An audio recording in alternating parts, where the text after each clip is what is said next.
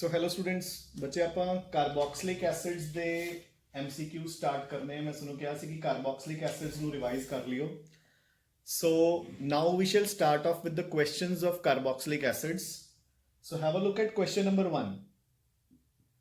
So question is the reaction that does not give benzoic acid as the major product। so ਬੱਚੇ ਦੇਖੋ ਆਪਾਂ ਨੇ ਇਦਾਂ ਦੀ reaction pick ਕਰਨੀ ਹੈ ਜਿਸ ਦੇ ਵਿੱਚ ਆਪਣੇ ਕੋਲ ਇਹ ਪ੍ਰੋਡਕਟ ਨਹੀਂ ਬਣ ਰਿਹਾ। ਠੀਕ ਹੈ, ਸੋ ਪਹਿਲੀ ਆਪਸ਼ਨ ਦੇਖੋ ਆਪਣੇ ਕੋਲ ਬੈਂਜ਼ਾਈਲ ਐਲਕੋਹਲ ਹੈ, ਆਪਾਂ ਉਸ ਚ ਪੋਟਾਸ਼ੀਅਮ ਡਾਈਕ੍ਰੋਮੇਟ ਪਾਇਆ, alcohol to aldehyde, aldehyde to acid. ਸੋ ਇਸ ਤਾਂ ਬਣ ਗਿਆ। ਨੰਬਰ 2 ਐਸੀਟੋਨ ਦੇ ਵਿੱਚ ਆਪਾਂ ਨੇ NaOCl ਪਾਇਆ, ਉਸ ਤੋਂ ਬਾਅਦ ਹਾਈਡਰੋਲਿਸਿਸ। ਚਲੋ ਆਪਾਂ ਇਸ ਚ ਬਾਅਦ ਚਾਹੁੰਦੇ ਹਾਂ, ਵੈਸੇ ਤਾਂ ਇਸ ਚ ਬਣ ਹੀ ਜਾਊਗਾ। ਸੀ ਦੇਖੋ ਬੱਚੇ PCC ਪਾਇਆ ਹੋਇਆ ਹੈ ਤਾਂ ਆਫ ਕੋਰਸ ਆਪਣਾ ਆਨਸਰ ਤਾਂ ਆਏਗਾ, ਬੈਂਜ਼ੈਲਡੀਹਾਈਡ ਤੇ ਜਾ ਕੇ ਰਿਐਕਸ਼ਨ ਰੁਕ ਜੂਗੀ। ਡੀ ਦੇਖੋ KMNO4 ਅਗੇਨ ਐਸਿਡ ਬਣ ਜੂਗਾ। So answer is C option first, ਦਾ ਆਨਸਰ ਇਜ਼ C। ਠੀਕ ਹੈ, ਹਾਂਜੀ। Now come on to the second question. Consider the following acids. So ਆਪਣੇ ਕੋਲ ਕੁਝ ਐਸਿਡਸ ਦਿੱਤੇ ਨੇ, ट्राईफ्लोरो एसिटिक एसिड, फिर एसिटिक एसिड, फिर बेंजोइक एसिड, फिर प्रोपेनोइक एसिड। ਆਪਾਂ ਨੇ pKa ਵੈਲਿਊਜ਼ ਦੱਸਣੀ ਹੈ ਬੱਚੇ। ਹੁਣ ਧਿਆਨ ਨਾਲ ਸੁਣੋ, ਦੇਖੋ ਇਹਨਾਂ ਵਿੱਚੋਂ ਸਟਰੋਂਗੈਸਟ ਐਸਿਡ ਆਈ ਹੋਪ ਬਣੇਗਾ ਫਰਸਟ। ਦੇਖੋ ਥੋੜਾ ਜਿਹਾ ਡਾਈਸੀ ਹੈ। ਆਪਾਂ ਕਹਿੰਦੇ ਹੁੰਦੇ ਆ ਕਿ ਦੇਖੋ ਐਸਿਟਿਕ ਐਸਿਡ ਤੋਂ ਜਦੋਂ ਆਪਾਂ ਫਲੋਰੀਨਸ ਲਗਾ ਦਾਂਗੇ, ਇਲੈਕਟ੍ਰੋਨ ਪੁਲਿੰਗ ਨੇ ਉਹਦੇ ਐਸਿਡਿਕ ਇਫੈਕਟ ਨੂੰ ਵਧਾਉਣਗੀਆਂ। ਬਟ ਨਾਲ ਨਾਲ ਥਰਡ ਜਿਹੜਾ ਬੈਂਜ਼ੋਇਕ ਐਸਿਡ ਹੈ ਉਹ ਵੀ ਸਟਰੋਂਗਰ ਐਸਿਡ ਹੈ। ਠੀਕ ਹੈ, ਬਟ ਬੱਚੇ 3 ਫਲੋਰੀਨਸ ਲੱਗੀਆਂ ਹੋਈਆਂ, so they will increase the acidic character to a greater extent. ਠੀਕ ਹੈ, ਸੋ ਦੇਖੋ ਆਪਣੇ ਕੋਲ ਸਭ ਤੋਂ ਸਟਰੋਂਗ ਐਸਿਡ ਹੈ ਫਰਸਟ, ग्रेटर दैन। आप पहला एसिडिक करैक्टर चेक करो। उस तो वीक थर्ड बेंजोइक एसिड, उस तो वीक है नॉर्मल एसिटिक एसिड। फिर एसिटिक दे नाल तुसी लगाता CH3 जेड़ा कि इलैक्ट्रॉन पुशिंग ग्रुप है, यानी कि प्रोपेनोइक एसिड। सो सेकंड तो घट है फोर्थ। ये बच्चे इन्हां दियां हो गईयां ਐਸਿਡਿਕ ਕਰੈਕਟਰ। ਹੁਣ ਜੇ ਤਾਂ ਆਪਾਂ ਨੂੰ ਪੁੱਛਿਆ ਹੁੰਦਾ Ka ਵੈਲਿਊਜ਼ ਤਾਂ ਆਪਾਂ ਨੂੰ ਪਤਾ ਹੈ ਜਿੰਨਾ Ka ਜ਼ਿਆਦਾ ਹੁੰਦਾ ਉਹਨਾਂ ਐਸਿਡਿਕ ਨੇਚਰ ਜ਼ਿਆਦਾ ਹੁੰਦੀ ਹੈ। ਠੀਕ ਹੈ, ਫਿਰ ਤਾਂ ਆਪਣਾ ਇਹੀ ਆਰਡਰ ਆ ਜਾਂਦਾ। ਬਟ ਉਹਨਾਂ ਨੇ ਆਪਾਂ ਨੂੰ ਪੁੱਛੀਆਂ pKa ਵੈਲਿਊਜ਼, ਸੋ ਆਰਡਰ ਨੂੰ ਰਿਵਰਸ ਕਰ ਦਿਓ। 4 ਦੀ ਸਭ ਤੋਂ ਜ਼ਿਆਦਾ, ਸੈਕੰਡ ਉਦੋਂ ਘੱਟ, ਥਰਡ ਉਦੋਂ ਘੱਟ ਤੇ ਫਰਸਟ ਸਭ ਤੋਂ ਘੱਟ। ਸੋ ਆਪਣਾ ਆਨਸਰ ਇਹਦੇ ਵਿੱਚ ਬਣ ਗਿਆ C, ਨਹੀਂ ਸੌਰੀ ਇੱਕ minute, B। So second option, ठीक है। So second the answer will be B। Clear है? Yes sir। Third पे आओ बच्चे। Carboxylic acids have higher boiling points than aldehydes, ketones, alcohols। This is due to their। So देखो रे answer तो वैसे आ ही गया, ठीक है ना। इधर देखो ਆਪਾਂ in terms of ਜਿਹਨੂੰ ਕਹਿੰਦੇ ਨੇ ਬੋਇਲਿੰਗ ਪੁਆਇੰਟਸ ਕਿੱਦਾਂ ਅਰੇਂਜ ਕਰਦੇ ਆ। ਕਾਰਬੋਕਸਿਲਿਕ ਐਸਿਡ ਸਭ ਤੋਂ ਜ਼ਿਆਦਾ ਹੁੰਦੇ ਨੇ, ਫਿਰ ਆਪਾਂ ਐਲਕੋਹਲਸ ਨੂੰ ਰੱਖ ਲੈਂਦੇ ਆ। ਕਿਉਂ? ਕਿਉਂਕਿ ਇਹਨਾਂ ਦੋਨਾਂ 'ਚ ਹਾਈਡਰੋਜਨ ਬੌਂਡਿੰਗ ਹੁੰਦੀ ਹੈ। ਉਸ ਤੋਂ ਬਾਅਦ ਆ ਜਾਂਦੇ ਨੇ ਐਲਡੀਹਾਈਡਸ ਐਂਡ ਕੀਟੋਨਸ। ਠੀਕ ਹੈ, ਫਿਰ ਆ ਜਾਂਦੇ ਨੇ ਅਮੀਨਸ। ਇਹ ਵੀ ਥੋੜਾ ਜਿਹਾ ਡਾਈਸੀ ਹੁੰਦਾ ਕਿਉਂਕਿ ਅਮੀਨਸ ਵੀ ਅੱਗੇ ਪ੍ਰਾਇਮਰੀ, ਸੈਕੰਡਰੀ, ਟਰਸ਼ਰੀ, ਇਹ ਪਹਿਲਾਂ ਵੀ ਹੋ ਸਕਦੇ ਆ। ਇਹਨਾਂ 'ਚ ਵੀ ਹਾਈਡਰੋਜਨ ਬੌਂਡਿੰਗ ਹੈ। ਠੀਕ ਹੈ, ਉਸ ਤੋਂ ਬਾਅਦ ਹੈਲਾਈਡਸ ਐਂਡ ਈਥਰਸ। फिर एल्केन, एल्कीन, एल्काइंस चों सब तो ज्यादा एल्काइंस, फिर एल्कीन्स, फिर एल्केन्स। सो कार्बोक्सिलिक एसिड्स ते alcohols they have higher boiling points due to hydrogen bonding. ते कार्बोक्सिलिक एसिड चो हाइड्रोजन बॉन्डिंग उस तो भी ज्यादा हुंदी है, स्ट्रॉन्ग हुंदी है, and that is why. So answer अपना की आएगा D answer, formation of intermolecular hydrogen bonding। So third the answer will be D। Clear?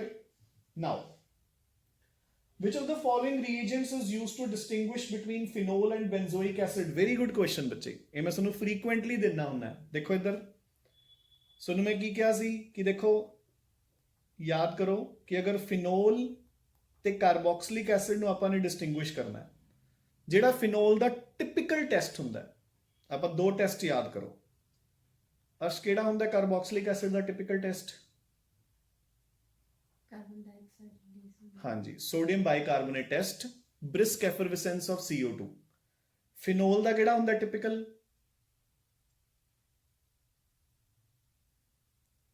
ਹਾਂਜੀ, ਫੈਰਿਕ ਕਲੋਰਾਈਡ ਟੈਸਟ।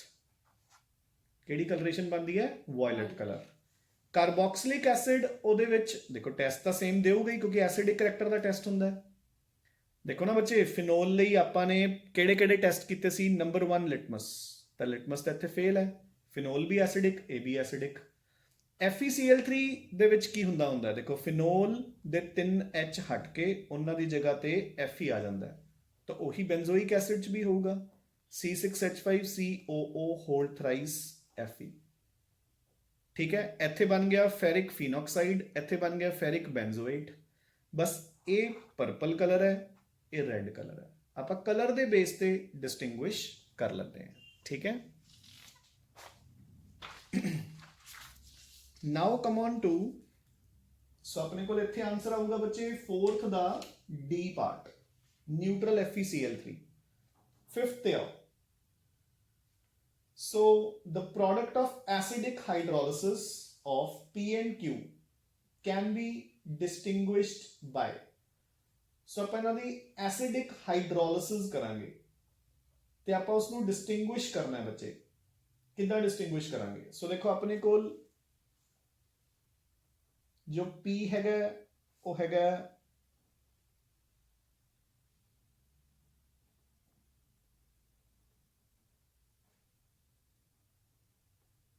कुछ ऐदा, ठीक है, और Q पार्ट है बच्चे CH3 CH double bond CH again OCO CH3। सो अपन क्लीयरली दिख रहा, देखो जेड़ा एक कंपोनेंट है वो तो की बन जूगा एसिटिक एसिड। ठीक है ना, दोनों दे विच एक component will be acetic acid. ठीक है, और एक साइड ते देखो जेड़ा आहा वाला कंपाउंड है ये थोनू यील्ड करूगा CH3 CH2 CHO प्रोपेनल।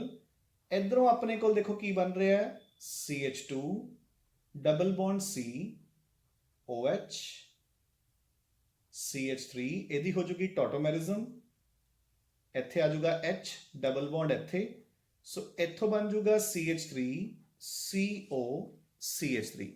ਠੀਕ ਹੈ, ਇੱਕ ਜਗ੍ਹਾ ਤੇ ਬਣ ਰਿਹਾ ਟੋਟੋਮੈਰਿਜ਼ਮ ਦੇ ਨਾਲ ਪ੍ਰੋਪੇਨੋਨ, ਇੱਕ ਜਗ੍ਹਾ ਤੇ ਬਣ ਰਿਹਾ ਪ੍ਰੋਪੇਨਲ। ਇਹ ਫੋਲੋਡ ਰਜੇ? Yes sir. ਠੀਕ ਹੈ, ਹੁਣ ਆਪਾਂ ਨੂੰ ਪਤਾ ਐਲਡੀਹਾਈਡਸ ਐਂਡ ਕੀਟੋਨਸ ਨੂੰ ਆਪਾਂ ਕਿਵੇਂ ਡਿਸਟਿੰਗੁਇਸ਼ ਕਰ ਸਕਦੇ ਹਾਂ। So let's have a look. Lucas नहीं, लुकास किदे लिए हुंदा है? 1 डिग्री 2 डिग्री 3 डिग्री एल्कोहल्स लिए। 2,4 डाइनाइट्रोफिनाइल हाइड्राजीन, ये तो बच्चे दोनों ही देंगे, एल्डिहाइड्स एंड कीटोन्स दा टेस्ट है। फेलिंग हो गया। ठीक है, डी भी देखो सोडियम बाइसल्फाइट, ये भी दोनों देंगे ते अपने को पीपीटीज बन जाएंगे। सो सी विल बी द आंसर, क्योंकि फेलिंग सॉल्यूशन टेस्ट एल्डिहाइड्स देंगे, कीटोन्स नहीं देंगे रजे। ठीक है, डन। नाउ ਹੁਣ ਆਪਾਂ ਆ ਜਾਓ ਨੈਕਸਟ ਤੇ। ਸੋ ਨਾ ਆਪਾਂ ਥੋੜਾ ਜਿਹਾ ਜੰਪ ਕਰੋ and come on to question number 11। Question number 11 ਤੇ ਜੰਪ ਕਰੋ। ਸੋ 11th question says the carboxylic acid which reduces tolerance test, ਹਾਂਜੀ reagent। ਸੋ ਬੱਚੇ ਦੇਖੋ ਤੁਹਾਨੂੰ ਮੈਂ ਸਪੈਸ਼ਲੀ ਦੱਸਿਆ ਸੀ, ਮੈਂ ਤੁਹਾਨੂੰ ਕੀ ਕਿਹਾ ਅਗੇਨ ਦੇਖੋ ਕਿ ਅਗਰ ਆਪਾਂ ਚੰਗੀ ਤਰ੍ਹਾਂ ਆਪਣਾ ਥਿਓਰੇਟੀਕਲ ਪਾਰਟ ਲਰਨ ਕੀਤਾ ਹੋਇਆ ਆਰਗੈਨਿਕਸ ਤਾਂ ਆਪਾਂ ਨੂੰ ਪ੍ਰੋਬਲਮ ਹੀ ਨਹੀਂ ਆਉਂਦੀ। ਸੋ ਤੁਹਾਨੂੰ ਕੀ ਕਿਹਾ ਸੀ ਦੇਖੋ, ਅਗਰ ਯਾਦ ਹੋਵੇ ਕਿ ਅਗਰ ਇੱਕ ਤਰਫ ਕੋਈ ਕਾਰਬੋਕਸਿਲਿਕ ਐਸਿਡ ਹੈ ਤੇ ਇੱਕ ਤਰਫ ਕੋਈ ਵੀ XYZ ਕੰਪਾਊਂਡ ਹੈ ਤਾਂ ਹਮੇਸ਼ਾ ਆਪਣਾ ਟੈਸਟ ਲੱਗੂਗਾ sodium bicarbonate. Carboxylic acid CO2 with brisk effervescence release ਕਰੂਗਾ, ਹੋਰ ਕੋਈ ਰਿਲੀਜ਼ ਨਹੀਂ ਕਰੂਗਾ। ਅਗਰ ਦੋ ਕਾਰਬੋਕਸਿਲਿਕ ਐਸਿਡਸ ਦੇ ਵਿੱਚ ਡਿਸਟਿੰਗੁਇਸ਼ਿੰਗ ਟੈਸਟ ਆ ਰਿਹਾ ਹੈ ਤਾਂ ਉਹਨਾਂ ਵਿੱਚੋਂ ਇੱਕ ਟੈਸਟ ਹਮੇਸ਼ਾ ਕੀ ਹੋਊਗਾ, ਫਾਰਮਿਕ ਐਸਿਡ, ਦੂਸਰਾ ਕੋਈ ਵੀ ਹੋਰ ਐਸਿਡ। ਮੇਰੀ ਗੱਲ ਸਮਝ ਗਏ ਕਿ ਨਹੀਂ? ਤੇ ਫਾਰਮਿਕ ਐਸਿਡ ਦੋ ਟੈਸਟ ਹਮੇਸ਼ਾ ਦੇਊਗਾ, ਇੱਕ ਟੋਲਰੈਂਸ ਟੈਸਟ ਤੇ ਦੂਸਰਾ ਆਪਾਂ ਨੇ ਕੀਤਾ ਸੀ HgCl2 ਟੈਸਟ, ਜਿਹਦੇ ਵਿੱਚ ਉਹ ਦੇਊਗਾ ਬਫ PPTs। ਸੋ ਆਪਣਾ ਕੁਐਸਚਨ ਦਾ ਆਨਸਰ ਹੋ ਗਿਆ 11 ਦਾ ਆਨਸਰ ਹੋਣਾ ਚਾਹੀਦਾ ਹੈ A। ਡਨ। ਠੀਕ ਹੈ ਰਾਜੇ, ਕਲੀਅਰ? Yes, sir.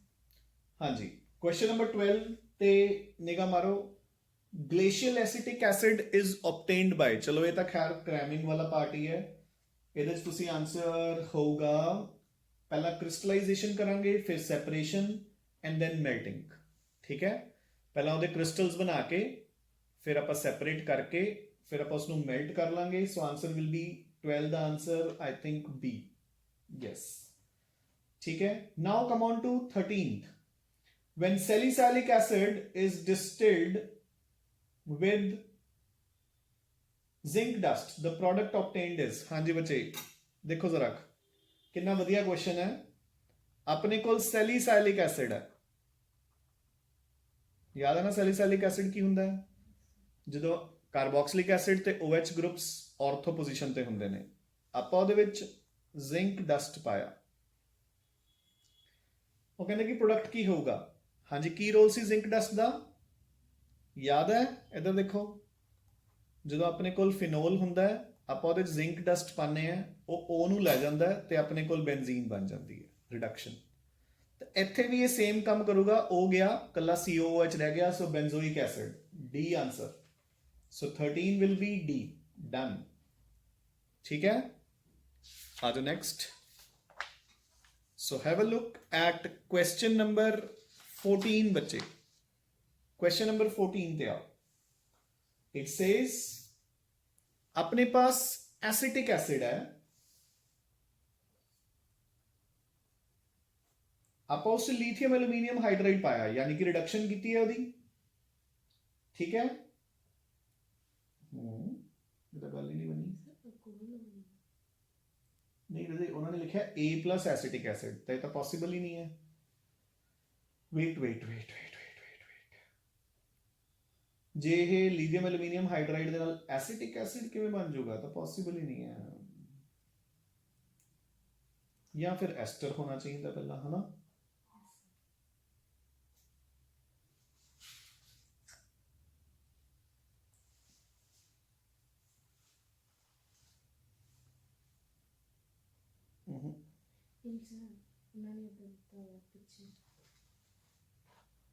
ਕਿੱਥੇ ਰਦੇ? ਪਿੱਛੇ ਉਹਨੇ ਰਿਐਕਸ਼ਨ ਹੀ ਲੱਗ ਲਿਖੀ ਹੋਈ ਹੈ, ਮਤਲਬ ਕਿ ਜਿਹੜਾ ਪ੍ਰੋਡਕਟ ਬਣਿਆ ਉਹਨੂੰ ਫੇਰ ਐਸੀਟਿਕ ਐਸਿਡ ਨਾਲ ਰਿਐਕਟ ਕੀਤਾ। ਅੱਛਾ ਉਦਾਂ, ਠੀਕ ਹੈ। ਚਲੋ ਲੈਟਸ ਸੀ, ਆਪਾਂ ਆਨਸਰ ਕੱਢ ਕੇ ਦੇਖਦੇ ਹਾਂ। ਸੋ ਐਸਿਟਿਕ ਐਸਿਡ ਨੂੰ ਆਪਾਂ ਨੇ ਕੀਤਾ, ਅੱਛਾ ਦੇਖੀ ਮਤਲਬ ਕਿੰਨਾ ਜਾਲੀ ਕੰਮ ਹੈ। ਪਹਿਲਾਂ ਇੱਥੇ ਇਹਨਾਂ ਨੇ ਲਿਖਣਾ ਚਾਹੀਦਾ ਸੀ A, ਬੱਚੇ ਕਰੈਕਟ ਕਰ ਲਓ, ਮਤਲਬ A, ਫਿਰ A ਤੋਂ ਬਾਅਦ ਅੱਗੇ ਪਲੱਸ ਕਰਨਾ ਸੀ ਅਗਲੇ ਸਟੈਪ 'ਚ। ਇਹ ਤਾਂ ਐਂ ਲੱਗ ਰਿਹਾ ਕਿ ਦੋਨੋਂ ਪ੍ਰੋਡਕਟਸ ਹੈ, ਹਨਾ? ਚਲੋ ਐਨੀਵੇਜ਼, ਆਪਣੇ ਕੋਲ A ਦੀ ਰਿਡਕਸ਼ਨ ਨਾਲ ਬਣ ਗਿਆ ਬੱਚੇ ਇਥੇਨੋਲ, CH3CH2OH। ਹੁਣ ਆਪਾਂ ਨੇ ਸੈਕੰਡ ਸਟੈਪ ਦੇ ਵਿੱਚ ਇਥੇਨੋਲ ਦੇ ਵਿੱਚ ਪਾਤਾ ਐਸਿਟਿਕ ਐਸਿਡ। ਠੀਕ ਹੈ, ਕੀ ਹੋਊਗਾ? ਐਸਿਡ ਦਾ OH, ਐਲਕੋਹਲ ਦਾ H, ਵਾਟਰ ਆਊਟ, ਆਪਣੇ ਕੋਲ ਬਣ ਜਾਊਗਾ ਇਥਾਈਲ ਐਸੀਟੇਟ ਐਂਡ ਡਨ। ਸੋ ਇਹ ਆਪਣੇ ਪ੍ਰੋਡਕਟਸ ਹੈ ਬੱਚੇ। ਸੋ A ਹੈਗਾ ਇਥੇਨੋਲ, ठीक है ना? A is ethanol and B is ethyl acetate. So answer will be D. Clear? Now come on to question number 15th. Identify the method by which trimethyl acetic acid, देखो अपन ने prepare करना है CH3 COOH आया अपने को। ठीक है, ਆਪਾਂ ਨੇ ਇਹ ਪ੍ਰਿਪੇਅਰ ਕਰਨਾ ਹੈ। ਉਹ ਕਹਿੰਦੇ ਕਿ ਦੱਸੋ ਕਿਹੜੇ ਮੈਥਡ ਨਾਲ ਇਹ ਪ੍ਰਿਪੇਅਰ ਹੋ ਸਕਦਾ ਹੈ। ਠੀਕ ਹੈ, ਸੋ ਬੱਚੇ ਧਿਆਨ ਨਾਲ ਦੇਖੋ D option, treating 1 mole of dry ice with 1 mole of trimethyl carbon magnesium iodide। ठीक है, बेसिकली टर्शरी ब्यूटाइल है ये। देखो, treating 1 mole of dry ice with tertiary butyl magnesium iodide। सो देखो आ कार्बन डाइऑक्साइड है बच्चे, ਇਹਦੇ ਵਿੱਚ ਮੈਂ ਪਾਇਆ tertiary butyl magnesium iodide। ਕਿਵੇਂ ਕਰਦੇ ਸੀ ਆਪਾਂ ਰਿਐਕਸ਼ਨ, ਜਿਹੜਾ ਗ੍ਰਿਗਨਾਰਡ ਰੀਜਨ ਦਾ R ਹੈ ਉਹ ਕਾਰਬਨ ਦੇ ਨਾਲ ਤੇ ਇੱਥੇ H। ਸੋ ਆਵਲਾ R ਮੈਂ ਇੱਥੇ ਲਗਾਤਾ, ਦੇਖੋ C double bond O OH, ਇੱਥੇ ਲਗਾਤਾ C CH3 CH3 CH3। ਸੋ ਆਪਾਂ ਇੱਥੇ ਪਹੁੰਚ ਗਏ। Clear? I hope done. Now, so come on to, ਹੁਣ ਆਪਾਂ ਥੋੜਾ ਜਿਹਾ ਕੁਐਸਚਨਸ ਨੂੰ ਸਕਿਪ ਕਰਦੇ ਹਾਂ। ਠੀਕ ਹੈ, ਚਲੋ ਮੈਂ 16th ਕੁਐਸਚਨ ਕਰਵਾ ਦਵਾਂ, ਇੰਪੋਰਟੈਂਟ ਹੈ question, and let's check it out ਕਿ ਤੁਸੀਂ ਵੀ ਧਿਆਨ ਨਾਲ ਦੇਖੋ ਤੇ ਚੈੱਕ ਕਰੋ ਕਿ ਆਂਦਾ ਹੈ ਕਿ ਨਹੀਂ ਆਂਦਾ। ਸੋ ਆਪਣੇ ਕੋਲ ਉਹਨਾਂ ਨੇ ਕਿਹਾ ਕਿ ਪ੍ਰੋਡਕਟ ਡੀ ਕਿਹੜਾ ਹੈ। ਸੋ ਦੇਖੋ, first is benzoic acid, meta position ਤੇ Br, ਆਪਾਂ ਉਸ ਦੇ ਵਿੱਚ ਪਾਇਆ ਥਾਇਓਨਾਈਲ ਕਲੋਰਾਈਡ। ਹਾਂਜੀ, ਇਹਦਾ ਰੋਲ ਕੀ ਹੁੰਦਾ ਹੈ, OH ਦੀ ਜਗ੍ਹਾ ਤੇ Cl, ਸੋ COCl ਤੇ ਇੱਥੇ ਰਹਿ ਗਿਆ Br। ਡਨ। ਫਿਰ ਆਪਾਂ ਨੇ ਉਹਦੇ ਵਿੱਚ ਪਾਇਆ ਐਮੋਨੀਆ, ਇਹ ਕੀ ਕਰੂਗਾ, H ਤੇ Cl ਆਊਟ ਤੇ ਆਪਣੇ ਕੋਲ ਬਣ ਗਿਆ CONH2 ਤੇ ਮੈਟਾ ਪੋਜੀਸ਼ਨ ਤੇ Br।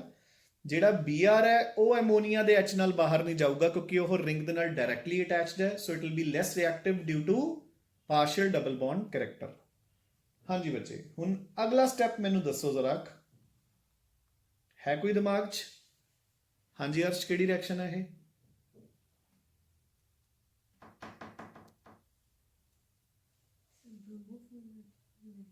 ਠੀਕ ਹੈ, ਸਹੀ ਨਹੀਂ ਹੈ, ਬ੍ਰੋਮੋਫਾਰਮ ਨਹੀਂ ਹੈ, ਦਿਸ ਇਜ਼ ਬ੍ਰੋਮੋਫਾਰਮ ਲਈ ਕੀ ਹੋਣਾ ਚਾਹੀਦਾ ਸੀਗਾ, ਇਹ ਵੀ ਤਾਂ ਦੇਖੋ ਨਾ ਕਿ ਇੱਥੇ ਕੀ ਹੋਊਗਾ, ਹੈਲੋਫਾਰਮ ਰਿਐਕਸ਼ਨ ਕੌਣ ਸ਼ੋ ਕਰਦਾ ਹੈ, ਜਾਂ ਤਾਂ secondary alcohols with methyl group, acetaldehyde, ethyl alcohol ਜਾਂ ਮਿਥਾਈਲ ਕੀਟੋਨਸ।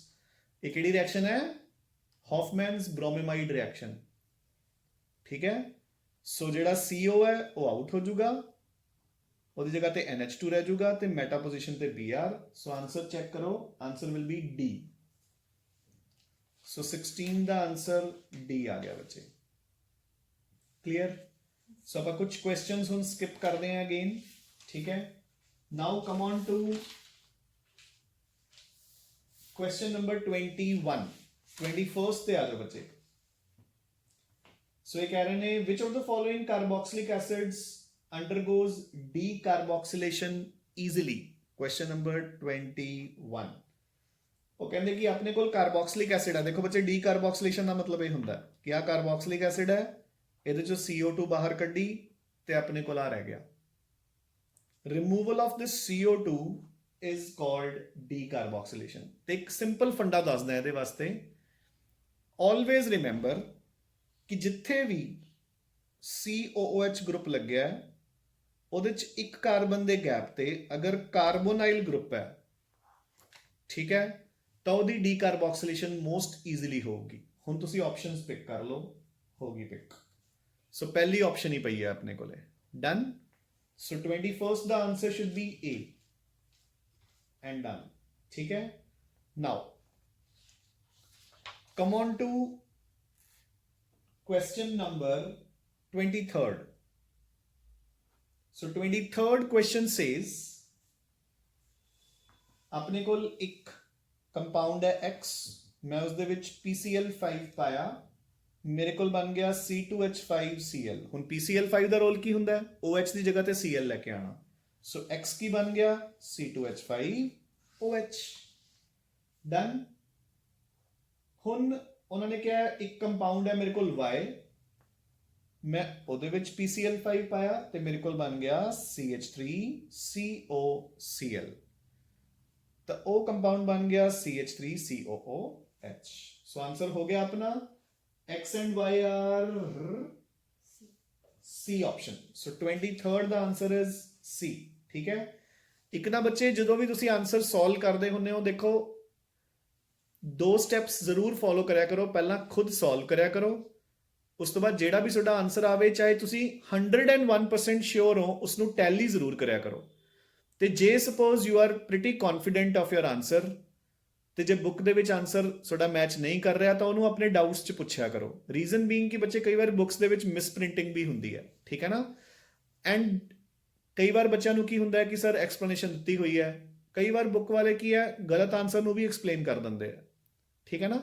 ਸੋ ਆਪਣਾ ਆਨਸਰ ਵੀ ਟੈਲੀ ਕਰਿਆ ਕਰੋ, ਔਰ ਅਗਰ ਕੋਈ ਪ੍ਰੋਬਲਮ ਆਉਂਦੀ ਹੈ ਤਾਂ ਪੁੱਛਿਆ ਵੀ ਕਰੋ। Come on to question number 24। Again reaction based question ਹੈ। CH3 CH2 COOH। ਠੀਕ ਹੈ। ਆਪਾਂ ਇਸ ਚ ਪਾਇਆ chlorine in the presence of phosphorus. ਹਾਂਜੀ ਹਰਸ਼ ਕਿਹੜੀ ਰਿਐਕਸ਼ਨ ਹੈ ਇਹ? HBZ reaction. ਠੀਕ ਹੈ। ਸੋ ਇਹ ਐਲਫਾ ਹਾਈਡਰੋਜਨਸ ਤੇ ਹੈਲੋਜਨਸ ਅਟੈਕ ਕਰਕੇ ਉਸ ਨੂੰ ਕਰਨਗੇ 1 by 1 ਰਿਪਲੇਸ। ਹੋ ਗਿਆ। ਉਸ ਤੋਂ ਬਾਅਦ ਆਪਾਂ ਨੇ ਉਸ ਦੇ ਵਿੱਚ ਪਾਤਾ ਐਲਕੋਹਲਿਕ KOH।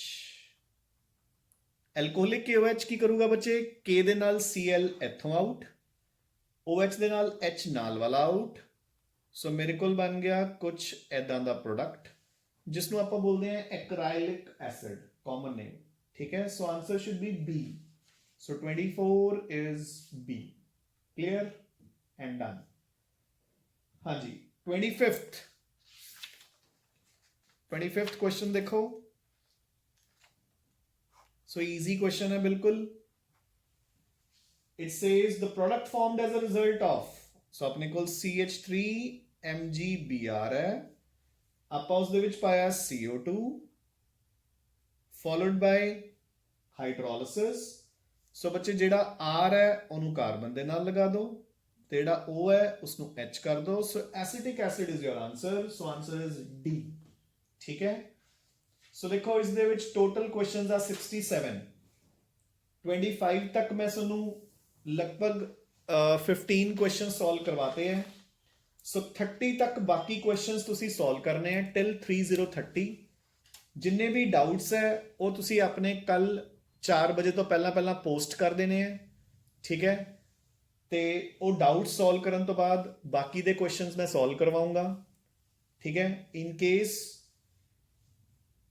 ਠੀਕ ਹੈ ਨਾ, ਉਹ ਡਾਊਟਸ ਤੋਂ ਬਾਅਦ ਆਪਾਂ ਬਾਕੀ ਦੇ ਕੁਐਸਚਨ ਸੋਲਵ ਕਰਾਂਗੇ and then you complete the remaining exercise. ਠੀਕ ਹੈ ਬੱਚੇ। So done. Thanks a lot.